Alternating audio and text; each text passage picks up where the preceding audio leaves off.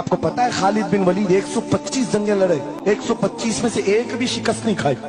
उनकी तलवार का वजन 35 किलो का है और ढाल का वजन 40 किलो का, और उनके पूरे जिस्म में एक बालिश्त जगह भी बाकी नहीं जहां जख्म न लगा।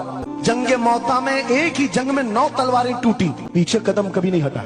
एक जंग में ऐसा हुआ था, 2 काफिर सर पर आ गए थे और अमामा गिर गया था। गर्दन पर तलवार थी, कट जाती, तलवार की तरफ नहीं देखा, अमामा उठाने के लिए चलते, उठा लिया, फिर सर पर रखा, उन काफिरों की तलवारें नीचे रह गई।